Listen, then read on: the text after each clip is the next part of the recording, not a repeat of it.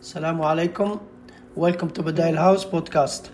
My guest today is Sayed Hashmatullah Moslih, who is a gifted, multi-talented Muslim community leader based in Melbourne, Australia. He is one of the kindest, most humble individual I ever met. Always he is prioritizing the well-being of his close friend, his family, and the growth of his small farm.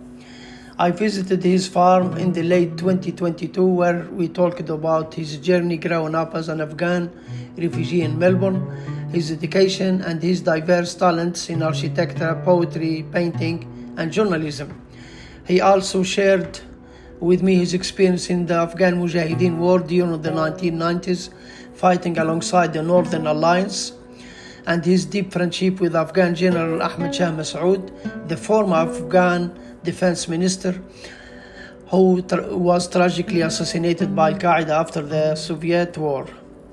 In addition to his military involvement, Sayed Hashmatullah spent 20 years as a war correspondent and journalist with Jazeera. He later returned to Australia, settling in his peaceful farm just an hour drive from Melbourne CBD, where he now lives with his wife, children, and flock of cows, goats, and sheep.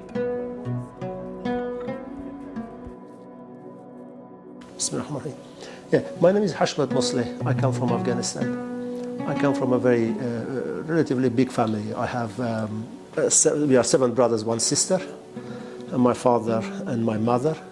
My father was a military officer.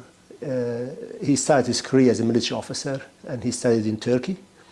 Went on to become move into veterinarian, and my mother also studied in Turkey as a fashion designer. So we came from basically a well-off family that was more liberal-minded, I would say, due to my father's education in Turkey. That's back in 70s? In 1960s, I would say. Back in 1960s, yeah, that's when my father was in Turkey and he studied there. And I believe he was influenced by the Islam of that era in Turkey, which was heavily influenced by Ataturk. But what was interesting about my father, that he always prayed, he always fasted, he always read the Quran, but he always dressed very much like the Westerners. And so did my mother. But my political awareness began when I was going to school in Afghanistan. I was in grade 3 when the teachers were teaching us environmental studies. And in that class, they used to talk to us about how the world came about, and they talked about alluding to evolution and how the world came about by itself or by forces that we do not know. I used to come home and talk to my father about this. I spoke to my mother. This is 1980. Soviet occupation began in 1978, 1980. So in Afghanistan, we had that Soviet occupation, which came about as a result of a military coup d'etat by the Communist Party in Afghanistan, deposing the then president Muhammad Dawood, and a communist government came to power in Afghanistan. Najib or Dawood? Dawood. In the early days, we had President Dawood, who was the cousin of the king. He deposed his cousin and declared Afghanistan a republic. I believe it was 1973. Yeah. So by 1978, there was another coup in Afghanistan that deposed General Dawood, and the communists came to power. Najib? No, Najib came later. He's the last communist president. The first communist president that came to power was called Nur Muhammad Taraki. He was the leader of the People's Party. It was called PDPA, People's Democratic Party of Afghanistan. And then the second president that came to power after he was killed was Amin. Amin killed the first communist president, suffocated him with a pillow. And Amin came to power, but then because Amin was US educated, the Russians were very much suspicious of him.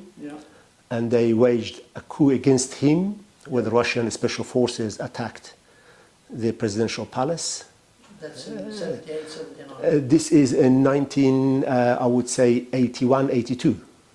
81. Yeah, I can't give you the exact date. It's not on my mind. Interesting enough, later on it was said that the KGB agent who was in charge of deposing Amin, his name was Putin. But is it a coincidence? Some say it's a coincidence. This is not the current president of Russia. Someone else, It could have been someone else, but we really don't know who that person was. President Amin was killed, and then Babrak Karmal came to power. And Babrak Karmal was the president of Afghanistan for a very long time. He was the longest communist-serving president.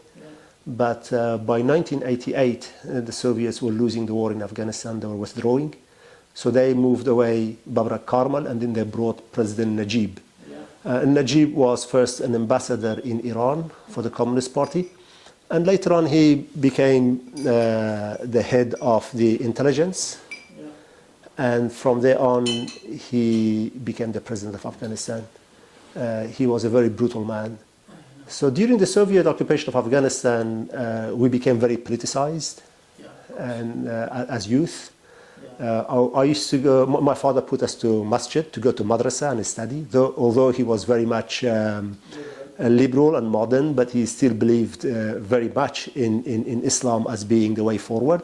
But he believed that Islam can be the way forward in a much new and modern way. As I grew older, I have, when I reflect back on my conversations with my father and his view of how the Muslims should move forward, I find myself that I am in disagreement with my father's political views.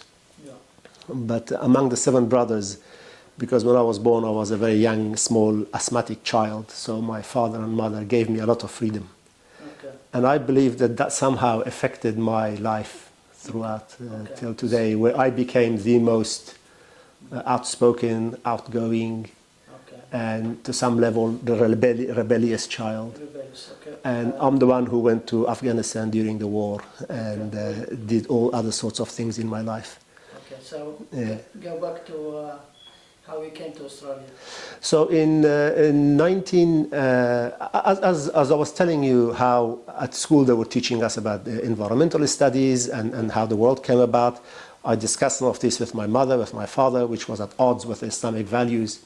At that time, also my eldest brother, he went and joined the Mujahideen against the Soviet Union, occupation of Afghanistan. And my father was also helping the Mujahideen by helping them getting some of the four-wheel drives of the government. He used to stuff like send it to them and then tip them off that there is a car coming, you can take it. So my father was working also with the Mujahideen in an undercover way. Which section? In Herat City. We lived in Herat City, and that's where my father was. He was working in the government, but at the same time he was from within the government. He was also working with the resistance. But then we heard, from what I remember, the news came out that the government has a file on him and they will arrest him, together with what they were teaching us at school. And my brother had joined the resistance, and that became a very big news, because my brother was the goalkeeper of one of the most famous football teams in Herat City. So at that stage, you called it resistance, you didn't call it Mujahideen or Jihad? No, we called it both resistance and Mujahideen, interchangeably. The words were used interchangeably, resistance, Jihad, Mujahideen, war. To date, unfortunately, the people in Afghanistan, the politicians in society, they're not very precise with terminology. They don't pay much attention to terminology when they speak. But for sure, terminology has its bearings on how you frame and how you narrate a story. So with the Soviet occupation in 1982-83, my father decided to leave Afghanistan. So we fled Afghanistan towards Iran. And we went to Iran. We lived for 4 years in Iran. Back then, the Afghans were not allowed to study in Iran. So my father lobbied for the Afghans to be allowed to study in Iran. And my father did that, and we managed to get into school in Iran. So I studied till year 8 in Iran. And then by 1986, my father was accepted to come to Australia. 86. 86, yeah. So my father, my 7 brothers, my sister and mother, we flew to Australia in 1986 and settled in the city of Melbourne. Lots of people then, they accepted them, or just your family and few? I think back then, because of the Soviet occupation of Afghanistan and the will of the Western world supporting the people of Afghanistan against communism, they were open to accepting more refugees. Although my father, wanting to go to America or UK, he had difficulty because of his political views and because of his stance. But Australia was the furthest place from everything, so we were accepted. We came to Australia. And you were 17 years old then? I would say I was moving towards 17. I was 16 years old. I was born in 69, is it? Yeah, I was born in 1970, January of 1970. Yeah. So we are six months older than me. That's off record, of course. Yes. So we came to Australia in 1986. I was 16 years old, and I went to school here. Couldn't speak a word of English. It was a fun period, learning English as well, with all the mistakes that you do along the way. I went to Oakley High. Since then, the school has been demolished because it was not one of the top schools in Victoria. But I repeated my year 11 because of a political dispute in the classroom with who? With my art teacher, which escalated and became a bigger issue within the school, where I questioned at that time I questioned those people, the Jews who survived the Holocaust. I said, their children are the ones who are now killing the Palestinians. The way I framed that was confrontational for them.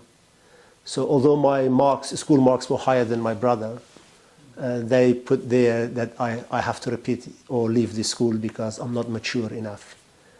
So, but I repeated my year 11 again, and then went to college, studied architectural drafting. I love architecture, I love building.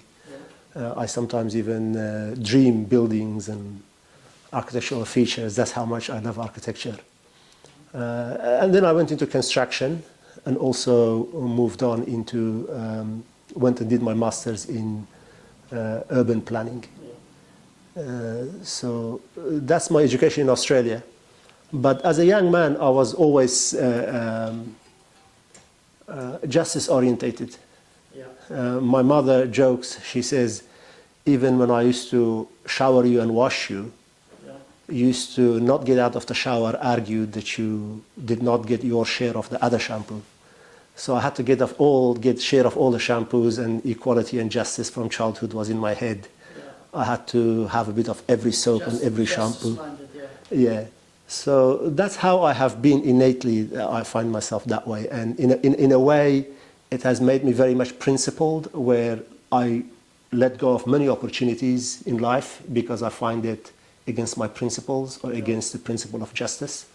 So therefore, I rather be on a farm where I am, away from everything, but not get involved in certain dealings that are not absolutely in line with my principles. So that's lead us to, we try to invest in time, then later we can catch up, I ask a question more. So that's lead us to your artistic side. So architect, I guess, is relating, you mentioned something to do with poetry and drawing.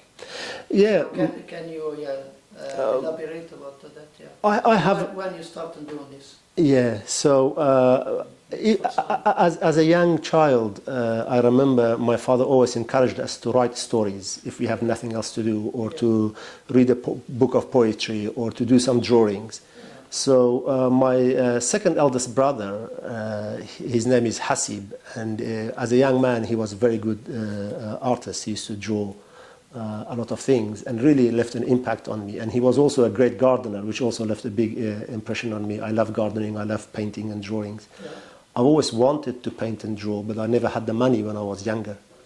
My painting really started after I joined Al Jazeera television, where I had some money to buy art equipment and I started painting. And stuff. Yeah, that was in, I would say, around 2002, 2003, that I seriously started painting. Yeah. Prior to that, I used to do drawings here and there at school. And but funny enough, I failed my art class. I failed my art class because I was busy helping others and never finished my own project. I also did art when I was, or graphics when I was in year 11 and 12. So a question here, when you joined Jihad and you went to Afghanistan and become more religious, did you have problem with the fiqh about the drawing, it's haram and things like that? Did you solve that problem early stage or you get confused at some stage? There are still areas that I have not made up my mind as to which way my heart goes when it comes to drawings. At the moment, I have confined myself to landscape. I've decided not to do portraits, although I have had one or two drawings of human faces. And I found out that I am good at it. I can show you one or two later if you're interested. One of them is about an Algerian woman. Her family was killed, and she's mourning and crying.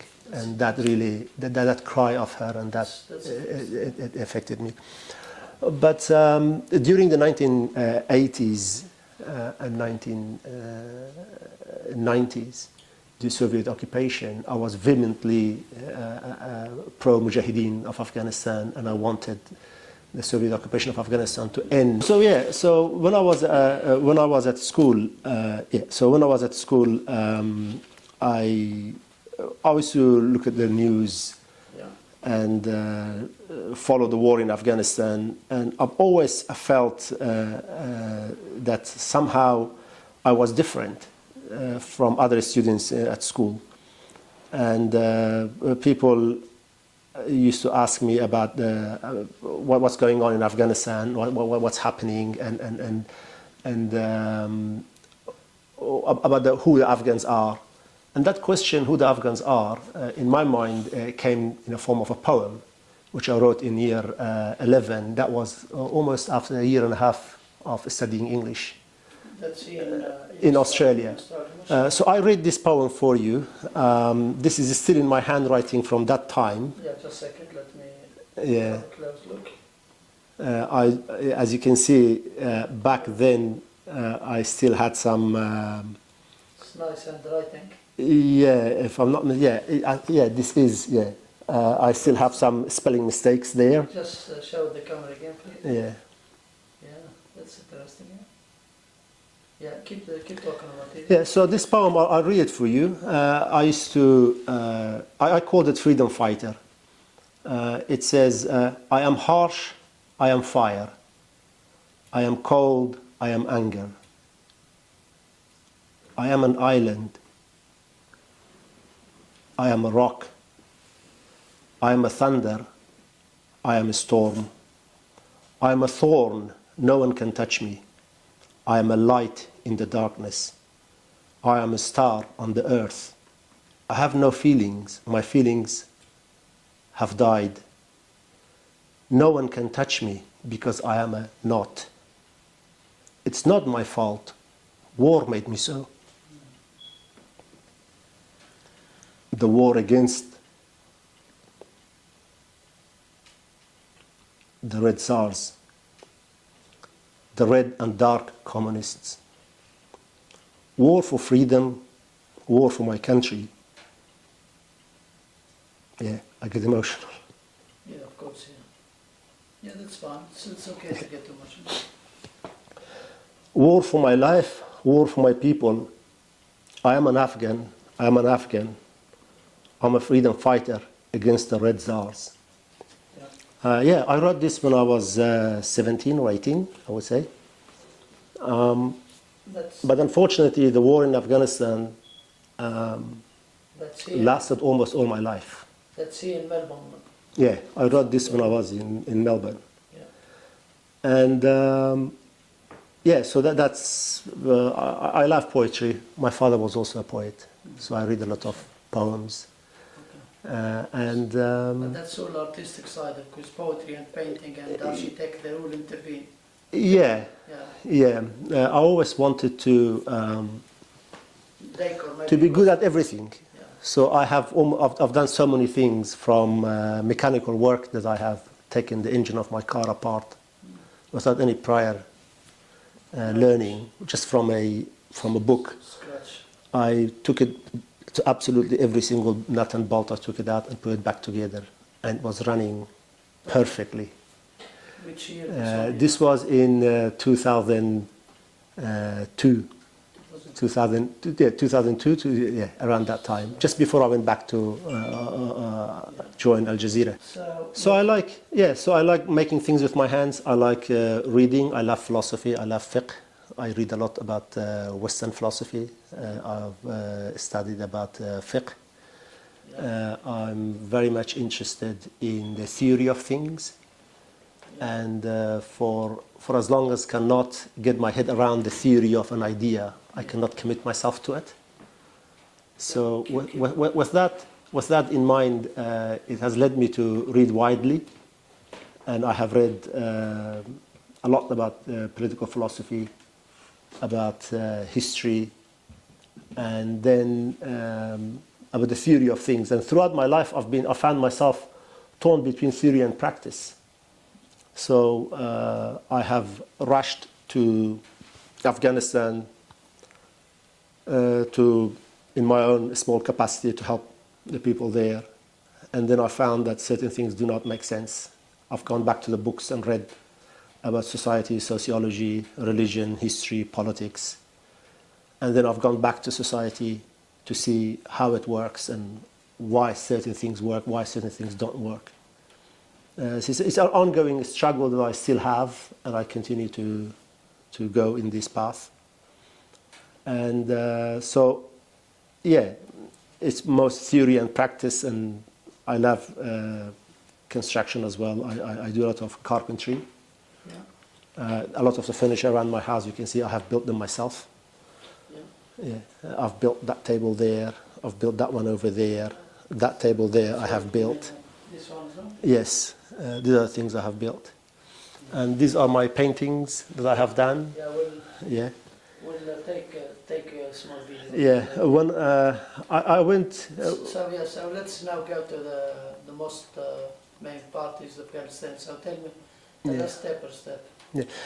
So my involvement in Afghanistan, because if I remember, I go back, I remember that in the local mosque that we used to go to in Afghanistan, the communist government used to come in and they put these posters of pro-communist posters on the walls.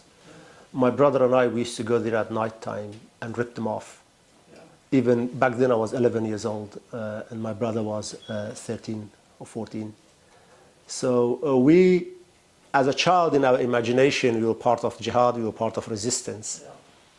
And when we went to Iran, we found out that, the Iranians are Shia and we are Sunni. And we found this concept of othering, that we are the other and they are the other, and that we are different.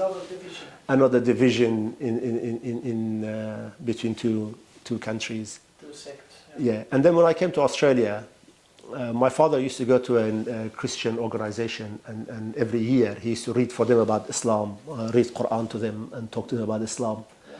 And then they invited me also, especially after one of their top members read this poem that I read for you. So he invited me to their gatherings. And I used to go to their gatherings and they used to sit together in a circle and play with a guitar and read a song about Isa alayhi salam, Jesus, peace be upon him. Yeah. And they used to ask me questions about Islam, which also led me to read more about Islam.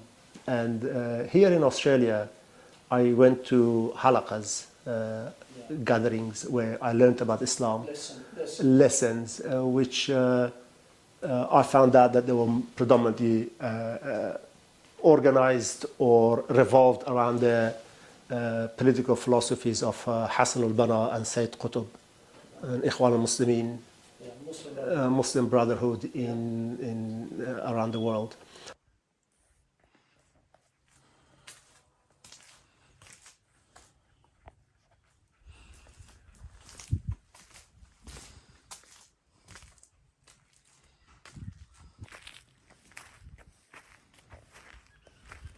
work and stuff. is that I have to work at the same time work here. Yeah. So when I run out of money, I have to go at work. And when I have the money, I come and do the move my projects forward. Your kids, they don't help, or they're busy with their own life? My boys, they help every weekend. They're coming lately. And they are helping me with this. My youngest daughter, Mariam, she is one of the major pillars of this farm. MashaAllah. She helps a lot. I just have to get a trowel. Yeah. I'm running behind in so many projects, so I will accept to do this much. Usually we screed the ground properly. That's broken. In farm life, you have to do things a cheap way. It's not. Otherwise, you'll be spending a lot of money. Yeah, if you don't have the cash flow, that's And I also to work your hand. found out, or I think about it, that in farm, it's almost like I tell my daughter, it's like running a government. You have so many projects and limited resources. So you have to prioritize and run all projects at the same time, have them all running, and then just allocate funds as the funds are available. But she thinks that I should finish one project 100%, then move on to the next. Not open by all at once. But sometimes they are interdependent. Yeah. So you have to accept that you have to start projects differently. That's low. Yeah. This is high.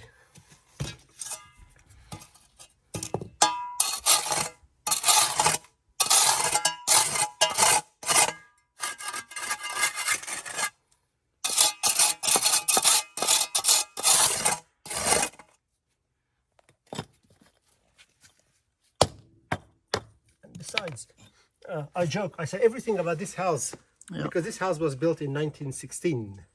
1916. So it's 1916. very old. It's a very, very old house. Yeah. And you cannot find much straight in this house. Yeah. So I say to my daughter that if I were to build anything straight, it's going to stand out like a sore thumb. So we have to build things to match the house itself. That's right. Yeah. We cannot go on and building something so new. Because there's a character with the house. Yeah. So in 1992, when the communist government collapsed, the government that came to power after such a long time was that the president was a Tajik, and that was not acceptable to many of the ethnic Pashtuns, and so they called it not Islamic enough, and they went into war. Obviously, Pakistan was also behind it. That's another story of why Pakistan is interested in Afghanistan, and it wants a friendly, Pakistan-friendly government in Kabul.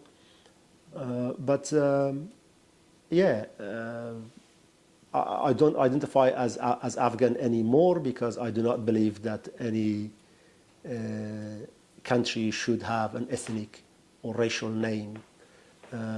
As Muslims, we believe that Allah subhanahu wa ta'ala created us in nations and tribes so we may know one another. So therefore, it is not right for myself to negate my ethnicity and change it. Also, Allah says in the Quran, do not call the children of other people to your name. So we should not be calling others or forcing others to negate their ethnicity, their heritage, and call themselves after our tribe or our ethnic group. The same problem exists in Turkey, for example, when you've got the Turks are asking the Kurds to identify as Turk, and they want to identify as Kurd because the name Turkey is an ethnic name. The same thing happens in Iran because Iran means Aryans, the land of Aryans, but yet there are Arabs in Iran who are not Aryans. And there are Kurds who are not Aryans, and there are Turks who are not Aryans, but they are forced. There's a cultural and there is a national oppression forcing them to accept this new nation-state identity. The same thing happened in Afghanistan, where the Pashtuns are asking the Tajiks to change, or Saudi Arabia, Or in Syria, they call it the Arab Republic, but there are Turks there, there are Kurds there, they are not Arabs. So this whole idea of nation state and the idea of ethnic names and tribal names on nation states is one of the major issues in the world, and especially in the Muslim countries, that has caused division and wars and a lot of suffering. These are the things I learned over time when I went to Afghanistan and when I went into news and covered in depth the reasons why people go to war. Because we live in an age of identity now. Even in the Western liberal societies, the issue of identity now has come back into the issue of gender and individuals. But in our parts of the world, it's still at the level of tribes and ethnicities, this debate of identity at this very moment. Anyway, I went to Afghanistan in 1993, met the president. I was one day with the foreign minister, and we were supposed to get out, but the foreign minister, Dr. Lafrai, said, let us pray first, and then we'll get out of the foreign ministry and go somewhere to have lunch. We just delayed for 5 minutes that we heard a huge explosion. When we came out of the foreign ministry, just at the gate of the foreign ministry, a few meters away, a rocket had landed. And I saw a traffic officer there. His eyes were absolutely red, crying. He said that the rocket landed and hit a man and his wife and children. Basically, they were passing through the city on a donkey. And we saw the donkey was there. It was completely gutted. And the bodies were taken away. And these rockets were fired by Hizb Islami of Hekmatyar. Because they did not want, according to, through our narrative, they did not want a Tajik government in Afghanistan, or a Tajik-led government in Afghanistan, even though the government was not entirely Tajik. Rabbani was Tajik, is it? Burhanuddin Rabbani, Ahmed Shah Masoud were Tajik, yeah.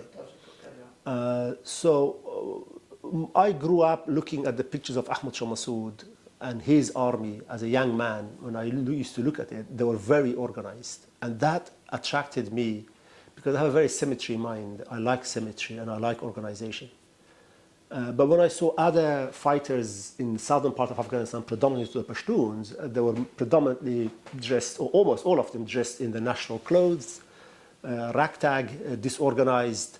Good fighters, no doubt that they were good fighters. They suffered a lot under Soviet occupation and they fought bravely against the Soviet occupation, but they never managed to create a very organized armed forces in the south. Afghanistan is a mountainous country, and the mountains have always acted as a division, as a geographical division between the north and the south. Geopolitics. The geopolitics of Afghanistan is shaped by its geography, yes. That's right, everywhere. Yeah. And so I was attracted to Massoud front, his fighters, because of their discipline and organization, and also because they were one of the parties that had the ideology of Muslim Brotherhood, Ikhwan al-Muslimin. So a question here, which you have to elaborate, of course. So in 93, you went there to get permission to get what you call honorary consulate. Yeah, to be the honorary consulate. Yeah. And that's switch you off from to represent all Afghanistan or that country as consulate to go back later and join a particular fraction, which is Ahmed Shah. Yeah. So Yeah. just try to elaborate about this switch. Yeah. How you did that. Yeah. So I went to Afghanistan in 93 to be the consulate, to discuss with the president if the possibility of myself taking the job of my father, that they asked him to take that job or nominate somebody, where my father had nominated me. In 1993, I was only 23 years old. Yeah. And I'm the fifth child in the family. So when I went to Afghanistan, met the president, he was very kind. He spoke to me about the sensitivities of this post. And then he said that because you're so young, it's difficult for us to put somebody at the age of 23 to be the consular in Afghanistan, which I totally understood. Yeah. And I had no issue with it at all. It's just that my father, they asked him to nominate somebody from the family, so he nominated me and myself. Then in 93, I left Afghanistan, came back to Australia to continue with my education. But if I go back to 1990, when I finished year 12, I was through a very Yeah, I met my future wife, which is now my wife. She's an Australian revert, and she had 4 children, and she was divorced. Her children were also Muslim. And for me, Prophet Muhammad, peace be upon him, was always a model to live by. So the fact that my wife is older than me, or was older than me back then by 9 years, and I was never married, and I was a bachelor. So I saw her and I wanted to marry her, in line with Rasulullah Sallallahu Alaihi Wasallam, that he married Khadija. Yeah. So I married my wife. We've been married now 32 years. Mashallah. And I have 5 children from her. Mashallah. But when I married my wife, my first thing was to her, when I proposed, I told her, one day I will go back to Afghanistan to jihad. Do you accept? And my wife totally agreed. She said, I totally agree with that. So when I got married to my wife, I told her that one of the conditions is one day I will go back to Afghanistan, I will go to jihad. And she agreed. She was okay with that? She was absolutely okay with that. Yeah, I mean, America did not invade Afghanistan to help Afghanistan. They invaded Afghanistan out of anger because of 9/11. They invaded Afghanistan because of 9/11. They did not come to help Afghanistan. A lot of the fundings that Americans brought to Afghanistan went out through NGOs back into the Western countries. And they brought the most corrupt from the West.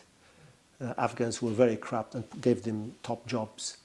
And they measured progress in Afghanistan by the shortness of women's skirts and the shortness of men's beards. That's what they cared about. They wanted to push a Western militant liberalism on the people of Afghanistan, which actually forced other ethnic groups to also shift their alliance and their support towards the Taliban because of the American policy in Afghanistan, because of the top of the people that they brought into Afghanistan. That's despite you fought with Ahmed Masoud against Taliban? Despite the fact that I stood with Ahmed Shah Massoud against the Taliban, I've noticed that the forces of Ahmed Shah Massoud, after he passed away, and Burhanuddin Rabbani, who was also assassinated, the Mujahideen president, what remained, they never listened. They were really, really drunk with dollars. They were drunk with the empty promises the Americans gave them. They felt that they are in power, and they were very much nepotists. They kept everything within their own families, all the power, all the wealth. Yeah. And they alienated their actual support base. So people shifted away from them. People became indifferent to them, or actively went and joined the Taliban. And this is two ways you lose. Your support base becomes indifferent to you, or to your opponents, or they actively go and join your opponents. In Afghanistan, both happened. People moved away from what is known as Northern Alliance, and the government was very corrupt. In Afghanistan, a phrase was developed which is very interesting, sums up everything. They said that those who want democracy in Afghanistan, they want it for the neighbors' girls, not for their own girls. So a lot of government officials protected their own women and children, but they pushed this liberal agenda of women, openness and freedom on other people. And there was a hypocrisy, yes. And as a result, they alienated their social base, and the people moved more towards the Taliban, or became indifferent if the Taliban take over or not. And in the grand scheme of things, when I look at it, the Northern Alliance, or our front, lost most of its ideological theorists, or most of its thinkers in the early days of the war.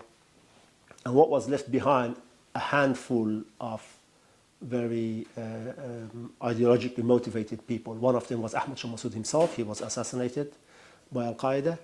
And then Burhanuddin Rabbani, he was also assassinated by the Taliban during peace negotiations, which is, I don't know how you justify going to talk to somebody in the name of peace and then killing them. What upsets me when I look at the war in Afghanistan, almost all of the top political leaders that have been killed by the Taliban are Tajik. And almost all of the Pashtun traitors who worked with the Americans and with the occupation all survived and all went back to America, or they are still alive, and nobody ever attacked them. except a few here and there who were in the middle ranking.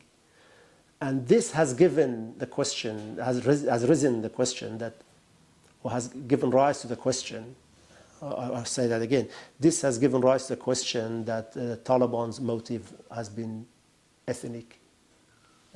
Islam has been a cover. Basically pushing the Tajiks out and coming to power themselves. If you look at the history of Afghanistan, we have Pashtuns in the north, who we call them Naqilin, which means the people who were transported there. Successive past Pashtun governments had a policy of creating settlements in the north, taking the best land and giving it to the Pashtuns. That's why you've got enclaves of Pashtuns in northern part of Afghanistan, and that's how the Taliban managed to find their way into the north actively. The Americans, when they came to power, they started calling the former Mujahideen, what was the Northern Alliance, warlords in the beginning, and they tried to delegitimize them. But at the same time, they worked with them. And unfortunately, the remnants or the leftovers of a Northern Alliance, they had no fight left in them. With Massoud gone, with a few other top middle-ranking commanders who were killed after Masoud, then there was no one left to actually fight.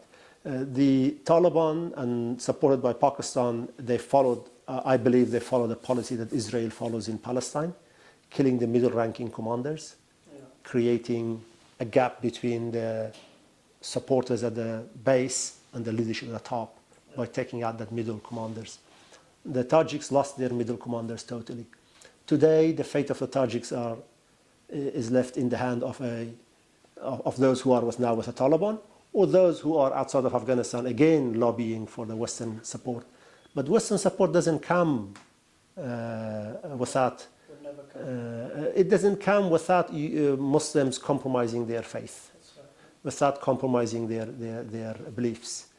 And that's why I oppose that approach of going back and knocking on the Western doors for support.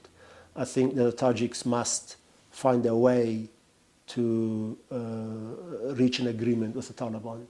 Although I say the Taliban do have a Pashtun ethnic element within them, sometimes we could even say it influences the decisions of the leadership.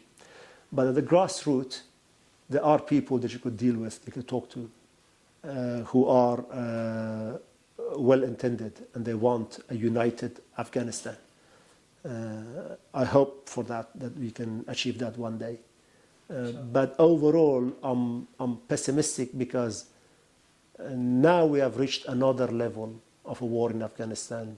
The debate before the debate was shaped, should we have a kingdom or should we have a republic? We had a republic, then should it be communist or capitalist? We had a communist, it collapsed. Then we had a capitalist in the time of Hamid Karzai and Ghani, it collapsed. Now we are moving towards a state which is Imarat Islami of the Taliban. Now the next debate is, should it be an Imara or should it be a Khilafah? So the debate has moved on now. And I believe that the next war in Afghanistan is between those who support the Khilafah and those who support an Islamic Imara which is confined to national boundaries with Taliban in control. Yeah, so this is the painting of 9/11. Yeah. Why I painted it is because it's one of the major historical events in the history of the Western world and the Muslims. Yeah. It's a very gloomy, as you can see, I've put no color in it at all. Yeah. And nothing but the city under dust and and the smoke. One American guy, when he saw this on my Flickr account, he was very offended that why would I paint the event of 9/11? Yeah. But throughout history, many events have been painted that other people are offended. Yeah. And in art, as they say in the Western world, is art supposed to offend people? Although I disagree with that. But what someone finds offensive, someone else doesn't. Yeah. Anyway, that's 9/11. It has changed the world anyway. It changed the world. It had a huge impact on my life as well. It doesn't mean Yeah. you agree with anything of that. Just True. It's not a painting to say I agree with or it. not I to, did not to clarify it or And there's anything. nothing glorious about this painting, and that's what makes it in my opinion, makes it stand out. That there's nothing Yeah. glorious about it. Yeah. After 9/11, I again left Australia and went and joined the forces of Ahmed Shah Masoud, and there things had changed completely. So I completely moved away from what is known as Northern Alliance because they sided with America, and they basically a lot of the corrupt people came to the top. Yeah. And that's you asked me about painting figures. Shouldn't be. Yeah, That's how it should be. and that's how it should be. I painted this. Yeah, to the light. Yeah. Yeah, I painted this after the massive Israeli aggression and attack Yeah. on Gaza, where they were bombing Gaza. And I, as a journalist sitting in the newsroom and constantly seeing nothing but death and destruction, I felt like that I am dead. So I painted myself in a white shroud as dead while a city is being bombed Yeah. and the trees and everything is burnt and destroyed. So it's a self-portrait, it's a feeling that I had, and I have painted my own skin the same as the land of Palestine, Yeah. and the same as the soil, the land. Yeah. That's great. Yeah. This is a painting actually, although I told you I started painting seriously in Qatar, but I started painting just a year before going to Qatar. I had a little bit money. I bought a bit of paint to do this painting. When I was going to northern Afghanistan to join Ahmed Shah Massoud, rahimahullah, in India I came across a news article where this picture was a very small picture from an Algerian woman where all her family were killed by the government back then. Yeah. That's in And, 1990. 1990, exactly. 95, 96. 90s, yeah, mid-90s. So I took that photo, took it with me to the front line in northern Afghanistan. It was always in my pocket. And then when I returned back to Australia, my mission was to paint it. Yeah. So I started painting it. I never finished it. It's almost like the story of Algeria is never It's finished. a civil war. Yeah. Yeah. So, but I've always had this question, should I be painting figures or not? Ah, okay. So it's a struggle. Should I paint figures? Should I not paint You figures? should. You should. And so therefore, I give you a photo. at this point, this painting has been just stopped at this It's level. amazing. It's beautiful painting. Yeah. It's very, very beautiful. So between 94 and 98, between 94 and 98, I started to concentrate on finding a solution to Afghanistan's crisis and the war. So I started drafting a peace plan and sent it to many embassies, to many governments, asking them to support my peace plan for Afghanistan.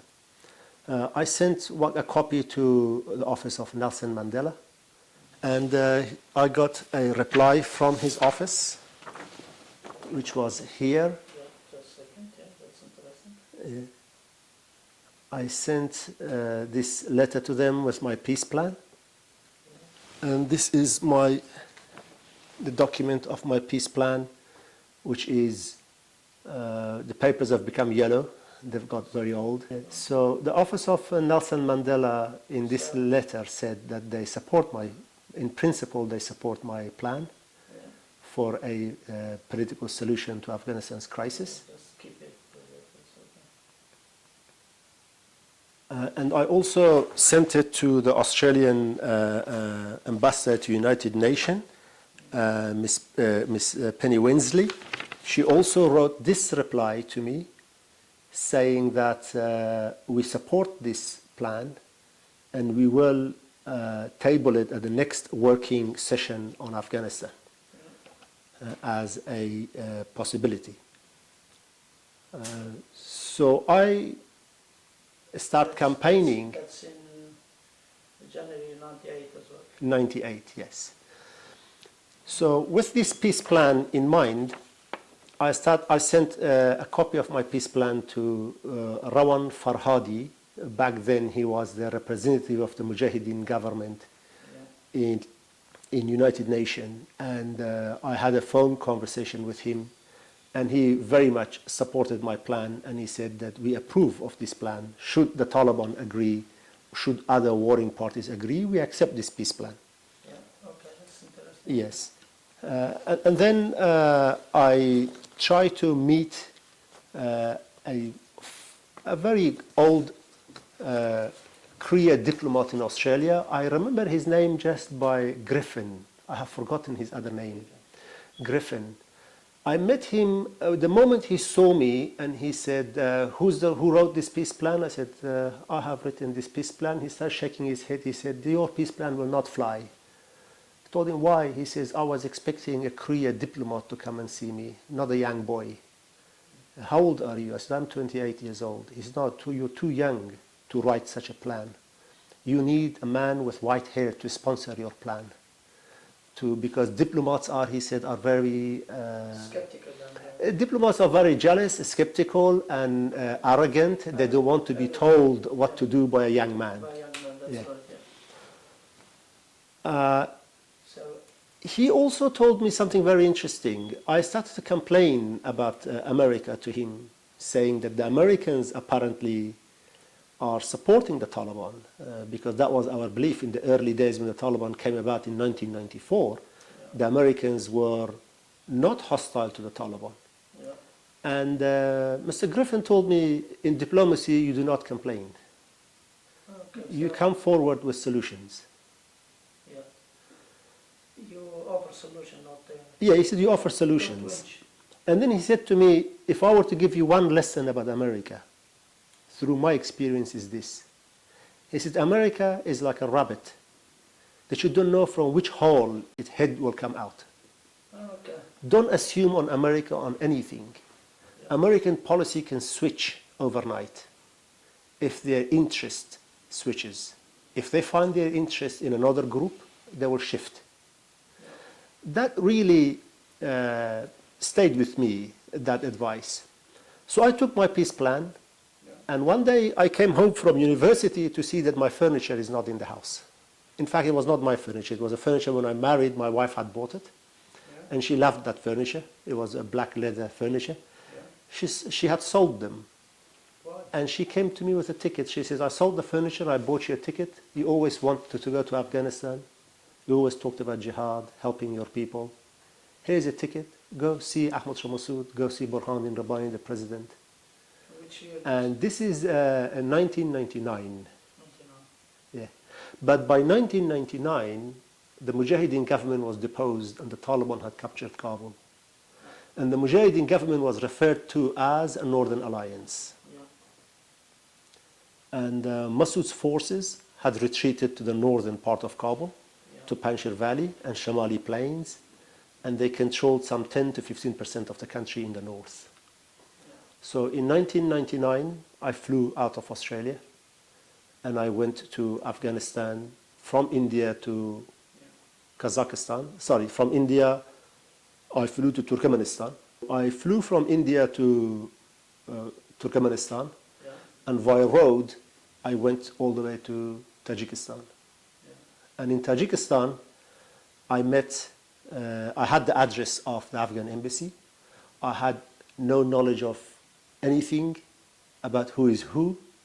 I had no idea who I'm going to meet. It was just a blind trip towards that front line. And I had the address of the embassy, and a taxi driver took me to an embassy. I walked in there. I walked up the stairs. I remember a European man came down. He looked at me and he said, oh, where are you from? I said, I am from Afghanistan. He said, no, where are you from? Where did you come from? I said, I come from Melbourne City. He said, oh, that's why you're dressed so fashionably. So we laughed. I walked up the stairs and I saw a man. Back then he was known as Dhabit Registani. He's known as Saleh Registani. He was one of the right hand of Ahmed Shah Massoud, who is still alive. And he is part of the new resistance against the Taliban. I met him. He was very casual in meeting me. I handed over to him a letter that I had. I said, I'm looking for Registani. He said, I am Registani. I gave him the letter. He opened the letter.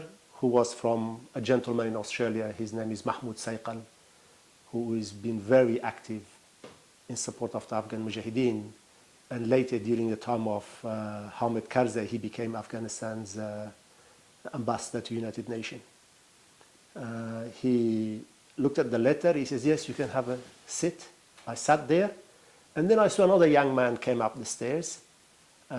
He was very volatile, almost like his attention disorder. He came up, started talking to Saleh, and then said, we have to fly. And Zabit Registani, or Saleh Registani, said, oh, take him with you.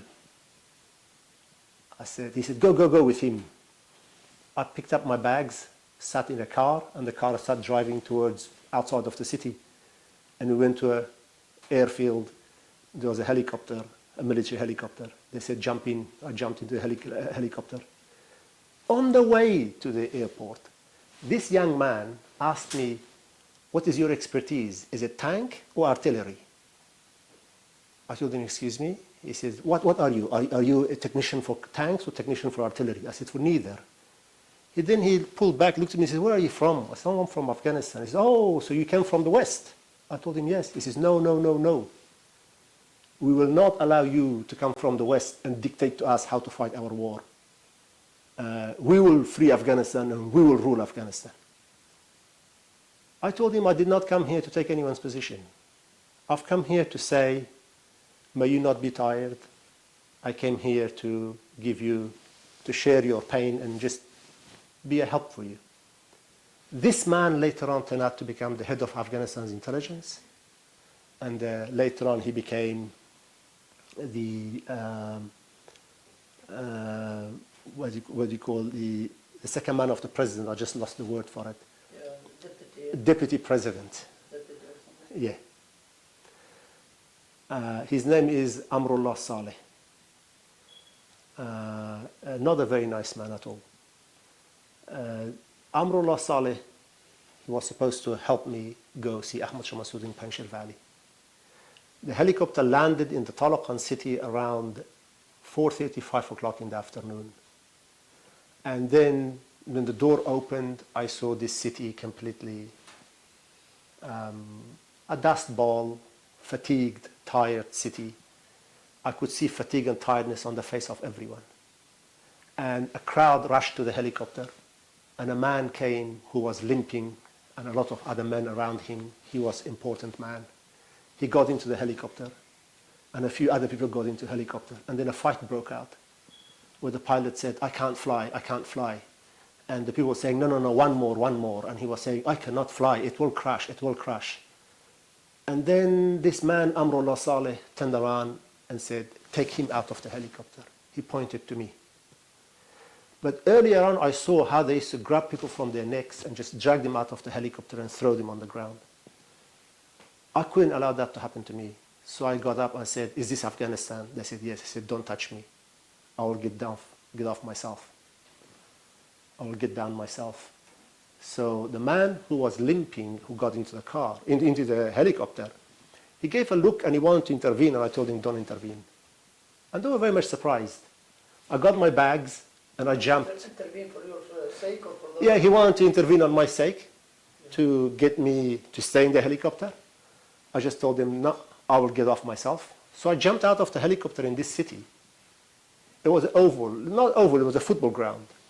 Helicopter took off, a lot of dust and people fled everywhere or spread everywhere. And then a jeep came, and there was another man standing there. A jeep came, a young boy with a cigarette in his mouth, just new mustache over his lips. He shouted to that man, get in the jeep. And he dropped his bag and got into the jeep. And then he turned around and he said, you want to get in the jeep? I said, where are you going? He started laughing, saying, you're a crazy man. Does it matter where am I going? Isn't it better than to go anywhere than to stay here? I told him, you have a point. So I jumped in the jeep. As he's driving, I'm listening to him talking on walkie-talkie, on a radio.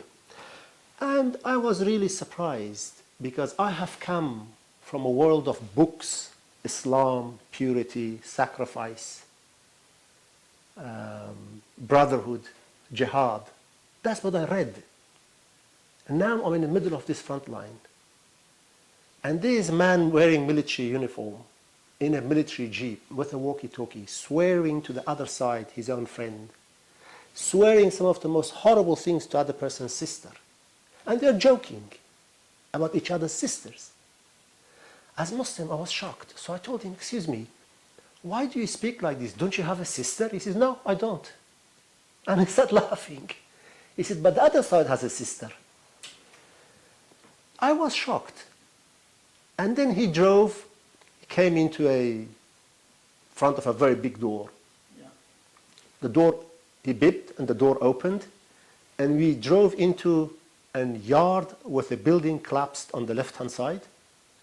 It was a concrete building that was bombed and collapsed. And then there was another door. But in this room, in this area, there was no any other building. Yeah. So then the next door opened, and the jeep drove in. And then I saw in the corner of that yard, people are playing volleyball. I got my bag, and I walked, and I sat down. And I was very hungry, so I had some biscuit, and I started eating my biscuits, and I offered to some of those fighters next to me. And nobody asked me a question, where are you from? Why are you here? What are you doing? Again, I had a letter for a man called General Dawood, who later on was assassinated in the tomb of Hamid Karzai under very mysterious circumstances. He was one of the closest generals to Ahmed Shah Masoud, Allah yarhamuhu. General Dawood was assassinated in a tomb of Hamid Karzai, where his government is accused of having a hand in the assassination of that Tajik leader. General Dawood became a very close friend with me. And so I gave him the letter. I said to him, I have a letter for you, which was given to me by, again, the Mujahideen representative in Australia. His name is, as I mentioned before, Mahmoud Sayqal. General Dawood opened the letter, he read it, and then he said, tonight I'll send a car, you come with me. And that's it. I stayed there for a couple of hours, and then night came, and a jeep came. I sat in that jeep, I went, and I was in a gathering of many Mujahideen commanders. A lot of them were Uzbeks, because northern Afghanistan have a lot of Uzbeks, and some Tajik commanders, and some of them were even Pashtun commanders, because what is known as Northern Alliance, it was an alliance of all ethnic groups. However, in small minorities, but all ethnic groups were united. Then I stayed in that base. By the end of the night, I found out that I am actually in the very heart, in the very place that Ahmed Shah Massoud lives. That's what that place was. That's what that place was. So I stayed there for almost a month, became friend with his bodyguards. I have some photos from that time. I think some of the photos are here. If I can see one or two, like for example here, this is one of the photos that I was with his guards. And this is a photo of my father, Dr. Najibullah Lafra'i, Afghanistan Mujahideen's foreign minister back then, and Mahmoud Sayqal. We'll take a photo of them later. Yeah, about a month passed. Then I saw one day they told me that Ahmed Shah Massoud has arrived. It was then that I met Ahmed Shah Massoud. I've heard about him a lot on news, and a lot from many people. I always thought of him as a very tall, big man. Yeah. But when he came, he was a very small man. Yeah. He was small built, but he looked big. You get disappointed now? No, he had an aura about him that although he was not very tall, he seemed tall. Although he was not so built, he looked giant amongst the people around him. Yeah. He walked with a very strong steps, and also very confidently. I met him. When I met Massoud, almost immediately my first conversation with him was a disagreement. And that's my nature. Whether it's authority or no authority, if I think something is not right, I'll speak about it. So the first disagreement which I had with Masoud was that he had organized the gardens to be landscaped, but the gardens were crooked. And when Masoud looked at them and he said, oh, it's the wall that's crooked, not the garden. And I was standing behind him, and I said, I hadn't spoken to him yet much. I told him, but the wall was there first. The gardens should have been in line with the wall. So the gardens were designed wrong. Apparently he had designed the garden. He turned around and gave a look over his shoulder to me. Who is this person who is rejecting my ideas? But the way he looked at me, I understood that he appreciated people who had different opinion. Yeah, and Ahmed Shah Massoud, they got courage. yeah, in my understanding, Ahmed Shah Massoud did not like the people who constantly agreed with him, because he couldn't get anything out of them. And that's my character. I like people who are a challenge. Philosophically, they are a challenge, and you can talk to them, and they can spar with you and develop new ideas. That's where new ideas are. The development of new ideas are between the clashes. The two sides are clash. That's where the new idea emerge. So I met Masoud there. We spoke, even though Ahmed Shah Massoud thought that I was a Chechnyan because of my looks. He asked me, are you from Chechnya? I said, no. He asked me, are you an Arab? I said, no, I'm not an Arab. I am from Afghanistan. I gave him my background. And immediately he took on. He took to me, and we became friends. And he said to me, what brings you here? I told him that since childhood I wanted to see him. And I've always wanted to be part of the struggle of the Jihad in Afghanistan. And I have a peace plan. And I told him about the story of my peace plan. And he said that when we go to another base, I would like to see it. And a few weeks later, a helicopter came and he told me, let's fly and let's go. So we went to this base in Farhar province. It's called Chaman Khuzde. There, one night he called me into his small room that he had. It was about 2.5 meters by 3 meters room, very small room. I sat there with him and I gave him my peace plan. He read it very attentively, shook his head, and he said, we'll talk tomorrow. The following day, another group of people came to meet him. They also had a peace plan, apparently. And he joked and he said to other gentlemen, who's now deceased, he told him that your peace plan needs to be written with a green pen. With what? With a green pen. It's not green enough. It's not green enough, yeah. Yeah, he joked. Because apparently parts of it was written in green pen and parts of it was written in blue pen. But then he told me that what you have in your peace plan, if the Taliban agree, we totally agree. Okay. My peace plan was to maintain status quo, everyone hold the territory that they have. Let's go towards elections, and whoever wins the majority will then lead the government in the future. That's the summary of what I was proposing, to keep the status quo and keep the position, and to create a contact group and to create a constitutional committee from all parties that would work towards a constitution. When I was young, I believed in constitution, I believed in democracy, I believed in elections, and I believed in the existing political order in the world, that you could work with it. Yeah. However, my experience now is different. My position is different. I have moved away from the concept of nation state. I believe it is not going to work for the Muslim countries. And I no longer believe in democracy as has been portrayed in the Western world. I don't think elections could also solve the problem of the Muslim world. And so it's a longer story to go into. My political position now is that the solution to the Muslim world is direct khilafah. The Muslims should move towards the creation of a khilafah. Khilafah will not be perfect, but I always say, can you reform a khilafah that you don't have? You can't. Can you reform any government that you don't have? You cannot. You will always have to start with something. Over time, it will develop.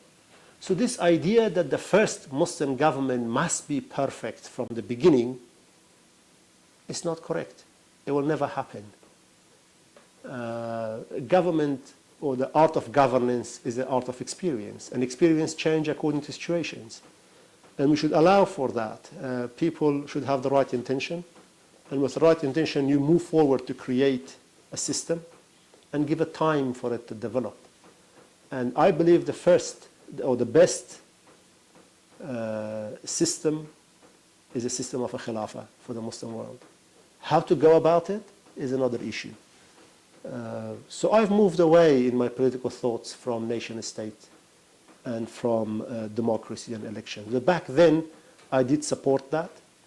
And later on, I was told by an American academic diplomat, Rubin, I have forgotten his, Robert, I know his surname Rubin. Rubin once told me that actually my peace plan was given to him by Ahmed Shah Massoud's brother. And part of the system of governance was a system of conflict resolution that came about as a result of Bonn Agreement when the Americans came into Afghanistan were copied from that plan, which was very So as I was interesting saying, to me. I met Masoud in northern Afghanistan and we became friends instantly. I gave him my peace plan. He told me that he agrees if the Taliban and other warring sides agree with this peace plan. But then I also, because I went to join him, I joined him in the military trainings that he gave to a lot of the fighters there. I hurt my shoulder, so I did not take part in any of the fighting myself, but I was with him in the front line during that war, where I saw the actual fighting that was going on.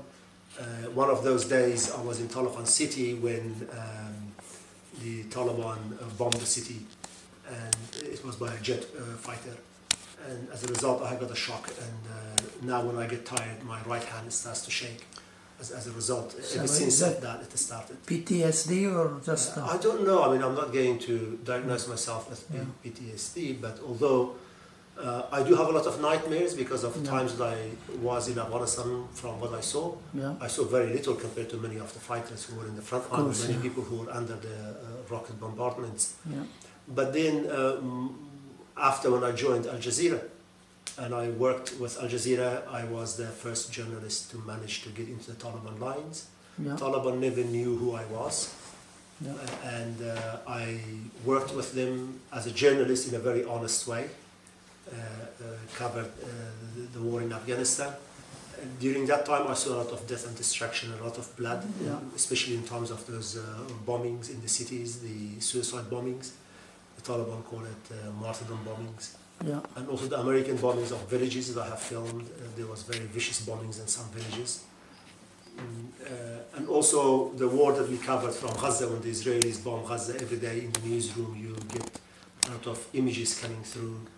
And then the war of Iraq, that a lot of images was coming through and we used to look at them. I worked as a cameraman in Afghanistan, as an editor, as well as I used to operate the SNG for a short time. And I used to travel throughout Afghanistan a lot. I have traveled almost 22 to 24 provinces out of the 34 provinces. All to work as cameraman to work as cameraman for Al Jazeera. I've produced, I've shot a number of documentaries and long-term shows for Al Jazeera, and I shot half and produced one documentary called Afghanistan, the Land of War, in Arabic, Afghanistan, Ardul Harb. You can find that on YouTube. So during this period, when you see a lot of bombing, it does affect you, and that's why I did that painting of myself where I felt like I am in a newsroom but I'm dying. And unfortunately, there isn't much help for the journalists who go through these events and cover the war and destructions and a lot of killings. While I worked as a journalist, I realized that what you see on television is not the whole truth. It is an edited version of the truth. It is someone's narrative. The cameraman has his narrative. He takes shots. Yeah. And then the person who edits out of those shots their narrative, and then the person who lay a story to it or write to it, they write their narrative.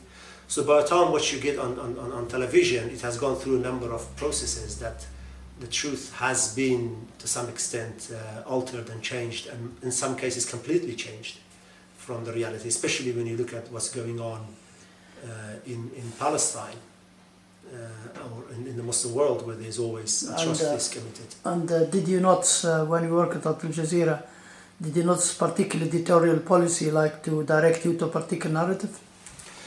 In Al Jazeera, in every news organization, there's a silent direction to a particular narrative. Yeah. Way unspoken. There are unspoken rules. The way in journalism, journalists are directed to a particular narrative is by roadblocks, not by directly saying go there. By certain limitations, they force you to move to a specific narrative. Yeah. And if you're not a player, then you'll have a short career, or you'll have a career in areas where you will not be affecting editorial policy. Unfortunately, that's the reality of news. And it opened up my eyes to the reality of why the world is the way it is, because when the people are getting the stories from the news agencies, they're not getting the whole truth. So therefore, they cannot exert pressure on their governments to change their policies. Yeah. I worked for Al Jazeera for 20 years. First as a producer, cameraman, editor in Afghanistan. Managed to get into the Taliban areas and film the Taliban and their front line and how they fight and where they train and what they do. And then I moved to Qatar, the headquarters of Al Jazeera. I worked as a head of news planning for Al Jazeera Arabic. And then I also went and built bureaus overseas for Al Jazeera. I was a project manager building bureaus in countries, war zones, Iraq, Yemen, Afghanistan, these places. And then later on, my last years, I worked for Al Jazeera Online as the head of news planning. In Al Jazeera, there's a culture that always, whenever you're a head of something, you're always acting head of. Yeah. So in all those capacities, I worked as acting head of news planning. In 2022, I resigned and came back to Australia. Settled on this farm with my family. So what's the reason behind that? Moved away. I had enough. I had enough. I had also editorial conflict in Al Jazeera. I've been there for too long, and Al Jazeera has changed, especially Al Jazeera English has changed from the early days till today. Yeah. There's a lot of pressure on Qatar, there's a lot of pressure on Al Jazeera to change. Yeah, that's right. Yeah. And my generation, I call the early first generations of Al Jazeera, although Al Jazeera started in 96, I joined in the year 2001, 2002. These were the Muslims who came out of broken countries, failed states, Muslims who were very politically aware and politically orientated towards the cause of the Muslims. But as generation changed, and nowadays we have a lot of young Muslims coming into news organizations who are the Twitter and Instagram generation, small attention span, and they accept the existing order of the world, the existing political system of the globe. They accept it, and they want to work within that.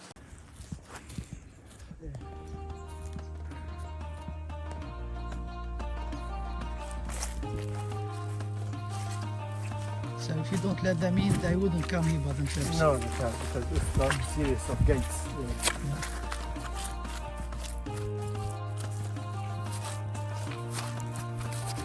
I come here to get wood for the So you had these animals just since you started the farm. You bought the farm. Yes, it's my first time going into being shepherd, and I'm learning a lot. I'm learning. You never done that before. I've never done. I've heard about Muslim in Islamic history about how all the prophets were shepherds. Yeah, no, I know that. Now, I mean, yourself, first experience. For myself, now I know why all the prophets were shepherds. You know, because when you look after animals, because of leadership. It's leadership and kindness. Kindness to a flock Kindness. that doesn't understand. Okay. And the major issues, I think, as many others have thought, is that in the Muslim world is the issue of fahm, or understanding.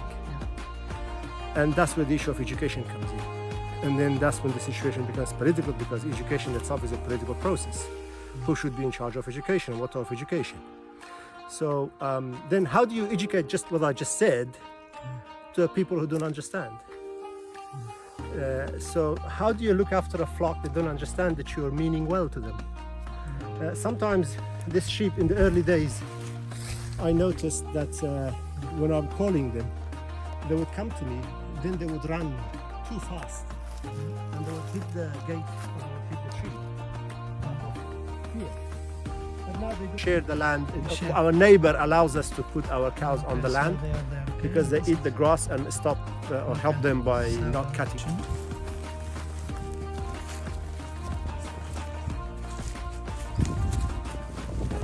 Because when this dries, it will be hard to. I'll have to fix them. Did you drive your truck here or what? I drove my truck to get some wood from over there, and then that's that. Too wet.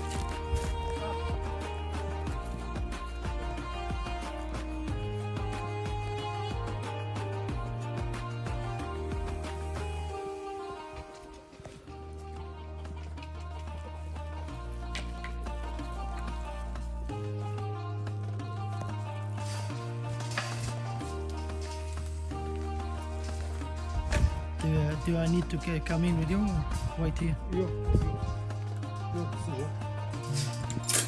Are they just the sheep or the cows as well? They're sheep. We've put the cows in the field across to the neighbor place Yeah. because I don't have enough grass here.